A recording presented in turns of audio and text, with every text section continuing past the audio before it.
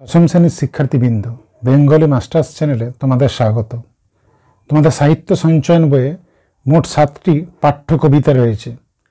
এই 7টি কবিতার মধ্যে 4টি কবিতা অসুখী একজন, আফ্রিকা, প্রলয় উল্লাস এবং অভিষেক।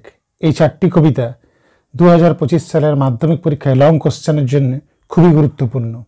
আমি এই ভিডিওতে এই 4টি কবিতা থেকে অত্যন্ত গুরুত্বপূর্ণ প্রশ্নগুলি তোমাদের সামনে একে একে তুলে ধরব। তাই তোমাদের বলবো সম্পূর্ণ ভিডিওটি দেখো, দেখলে তোমরা তোমাদের ফাইনাল পরীক্ষায় নিশ্চিতভাবে উপকৃত হবে। আমি তোমাদের সামনে যে প্রশ্নগুলি একে একে তুলে ধরছি তা তোমরা মিলিয়ে দেখে নাও সেগুলি তোমাদের প্রস্তুতি নেওয়া আছে কিনা।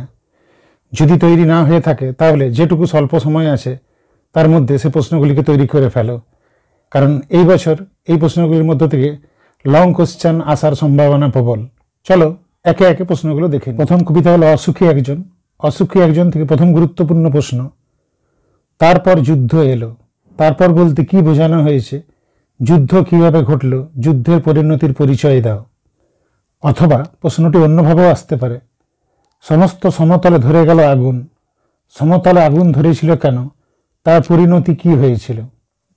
অসুখী একজন কবিতা থেকে দ্বিতীয় গুরুত্বপূর্ণ প্রশ্ন হলো, শিশু আর বাড়িরা খুন হলো, সেই মেয়েটির মৃত্যু হলো না। কে এই মেয়ে, তার মৃত্যু হলো না একথা বলার কারণ কি, শিশু আর বাড়িরা কি কারণে খুন হলো। দ্বিতীয় গুরুত্বপূর্ণ কবিতা হলো আফ্রিকা। আফ্রিকা থেকে প্রথম গুরুত্বপূর্ণ প্রশ্ন, সে হোক তোমার সভ্যতার শেষ পুণ্যবাণী। শেষ পুণ্যবাণীটি কি, কোন প্রসঙ্গে উক্তি, উক্তিটি তাৎপর্য বিশ্লেষণ করো। দ্বিতীয় গুরুত্বপূর্ণ প্রশ্ন হলো, গর্বে যারা অন্ধ, তোমার সূর্যহারা অরণ্যের চেয়ে, গর্বে কারা অন্ধ, তোমার বলতে কবি কাকে বুঝিয়েছেন। উদ্ধৃত অংশটির মধ্য দিয়ে কবির অভিপ্রেত বক্তব্যটি বুঝিয়ে লেখো। আফ্রিকা কবিতা থেকে 3 নম্বর গুরুত্বপূর্ণ প্রশ্ন হলো, নগ্ন করল আপন নির্লজ্জ অমানুষতা। কারা কিভাবে আপন নির্লজ্জ অমানুষতার প্রকাশ ঘটিয়েছিল, তাদের সম্বন্ধে কবির কী মনোভাব প্রকাশ পেয়েছে।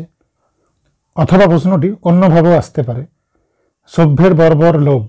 কাদের তথাকথিত সভ্য বলা হয়েছে, তাদের বর্বর লোভের যে পরিচয় আফ্রিকা কবিতায় রয়েছে তা আলোচনা করো। 2025 সালের মাধ্যমিক পরীক্ষার জন্য দ্বিতীয় গুরুত্বপূর্ণ কবিতা হলো প্রলয় উল্লাস।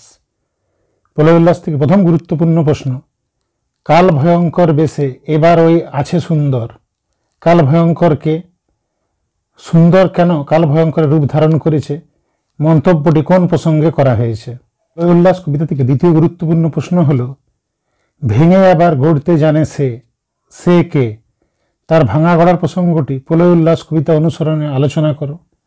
অথবা প্রলয় উল্লাস কবিতায় কবির আশাবাদ কিভাবে ফুটে উঠেছে তা আলোচনা করো। 2025 সালের মাধ্যমিক পরীক্ষার জন্য পরবর্তী গুরুত্বপূর্ণ কবিতা হলো অভিষেক। অভিষেক থেকে প্রথম গুরুত্বপূর্ণ প্রশ্ন, ননিপুত্র পিতার চরণে, পিতাকে, পাঠ্যকবিতা অবলম্বনে পিতার চরিত্র আলোচনা করো। এবং অভিষেক থেকে দ্বিতীয় গুরুত্বপূর্ণ প্রশ্ন হলো, ঘুচাবয় অপবাদ বধির ইপুকুলে, বক্তাকে, কোন অপবাদের কথা তিনি বলেছেন, উক্ত অপবাদ ঘোচানোর জন্য তিনি কিভাবে প্রস্তুত হলেন।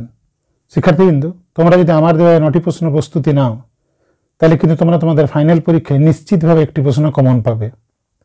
তোমরা যদি আমার ভিডিওটি দেখে উপকৃত হয়ে থাকো তাহলে ভিডিওটিকে লাইক করতে ভুলো না এবং তোমার বন্ধুদের সাথে শেয়ার করে নাও, যাতে তারাও তোমার মতন সমানভাবে উপকৃত হয়। এবং চ্যানেলটি সাবস্ক্রাইব করে আমার পাশে থেকো। ভালো থেকো এবং মন দিয়ে ফাইনাল পরীক্ষার জন্য প্রস্তুতি নাও।